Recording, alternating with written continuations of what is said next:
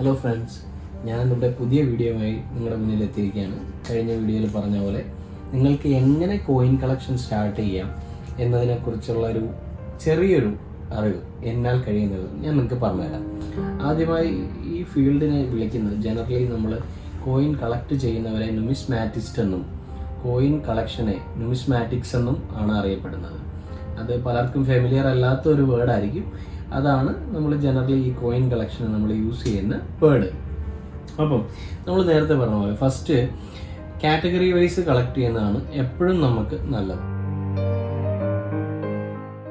ഏകദേശം 10 പരം കാറ്റഗറീസ് ആണ് ആൾക്കാർ മെയിനായിട്ട് കളക്ട് ചെയ്യുന്നത്. Ancient coins, sultanate coins, independent kingdom, princely state, Indo Dutch, Indo Portuguese, British India, republic India, world coins എന്നിങ്ങനെ 10 പരം കാറ്റഗറീസ് ആണ് മെയിനായിട്ട് ആൾക്കാർ കളക്ട് ചെയ്യുന്നത്. അതിൽ ഏൻഷ്യൻ കോയിൻസ് സാധാരണയായി വരുന്നത് ഗാന്ധാര, കുന്തള, മഗധ, പാഞ്ചാല അങ്ങനെയൊക്കെ പറയുന്ന കോയിൻസുകൾ ആൾക്കാർ ഓരോ സ്ട്രീം വൈസ് കളക്ട് ചെയ്യാറുണ്ട്.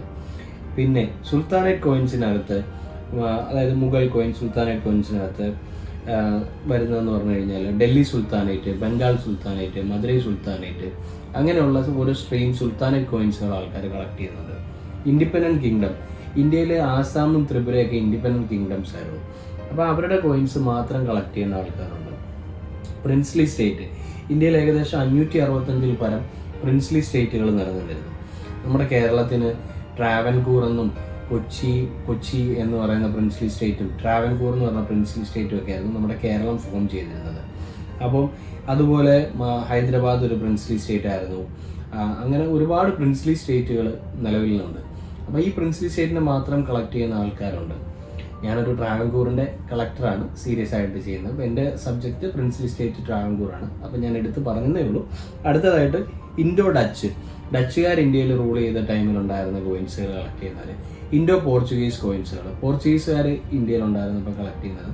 പിന്നെ ബ്രിട്ടീഷ് ഇന്ത്യ കോയിൻസ്, അതൊരു വാസ്റ്റ് സബ്ജക്റ്റാണ്. 1835 തൊട്ട് ഇപ്പം നമുക്ക് സ്വാതന്ത്ര്യം കിട്ടിയ 1947 വരെ ബ്രിട്ടീഷുകാർ ഇന്ത്യയിലുണ്ടായിരുന്നപ്പം പലതരത്തിലെ കോയിനേജുകളുണ്ടായിരുന്നു. കോപ്പർ കോയിൻസുകൾ, സിൽവർ കോയിൻസുകൾ, പിന്നെ ഗോൾഡ് കോയിൻസുകളുണ്ടായിരുന്നു. അത് മാത്രം കളക്ട് ചെയ്യുന്ന കുറേ ആൾക്കാരുണ്ട്. അടുത്തതായിട്ട് റിപ്പബ്ലിക് ഇന്ത്യ, നമുക്കിപ്പോൾ ഏറ്റവും ഈസി ആയിട്ടും നമുക്ക് ഇൻട്രസ്റ്റിംഗ് ആയിട്ടും കളക്ട് ചെയ്യാൻ പറ്റുന്ന കോയിൻസുകളാണ് റിപ്പബ്ലിക് ഇന്ത്യ കോയിൻസുകൾ.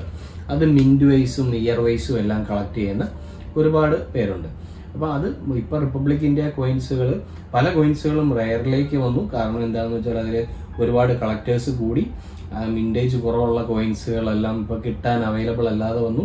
അങ്ങനെ ഇപ്പം റിപ്പബ്ലിക് ഇന്ത്യ കോയിൻസ് വളരെ സീരിയസ് ആയിട്ട് ആൾക്കാർ കളക്ട് ചെയ്ത് തുടങ്ങിയിട്ടുണ്ട്. ഏറ്റവും അവസാനമായിട്ട് വേൾഡ് കോയിൻസ് എന്ന് പറഞ്ഞാൽ നമ്മുടെ പല രാജ്യങ്ങളിൽ നിന്ന് നമ്മൾ കൊണ്ടുവന്ന് കളക്ട് ചെയ്യുന്ന കോയിൻസുകൾ. മുമ്പൊക്കെ കിട്ടാൻ ഭയങ്കര പാടായിരുന്നു. ഇപ്പോൾ വേൾഡ് കോയിൻസ് ഒക്കെ ഭയങ്കര ഈസി ആയിട്ട് നമുക്ക് കളക്ട് ചെയ്യാം. ഓരോ കൺട്രി വൈസ് നമുക്ക് കളക്ട് ചെയ്ത് സെറ്റ് ചെയ്യാവുന്നതാണ്. അപ്പം ഇത്രയുമാണ് നിങ്ങൾക്ക് പലതരത്തിലെ കാറ്റഗറീസ് ഞാൻ എക്സ്പ്ലെയിൻ ചെയ്യാൻ ഉദ്ദേശിക്കുന്നത്.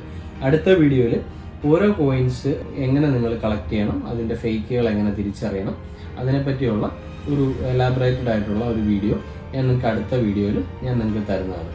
അപ്പോൾ ഇത്രയാണ് ഞാൻ എൻ്റെ ഈ വീഡിയോയിലൂടെ ഞാൻ നിങ്ങളിലേക്ക് എത്തിക്കുന്നത്. പുതിയ വീഡിയോയുമായി ഞാൻ നിങ്ങളുടെ അടുത്തേക്ക് വരും. എൻ്റെ ഒരു വീഡിയോ ഇഷ്ടമായെങ്കിൽ നിങ്ങൾ ലൈക്ക് ചെയ്യുക, കമൻറ്റ് ചെയ്യുക, സബ്സ്ക്രൈബ് ചെയ്യുക. താങ്ക്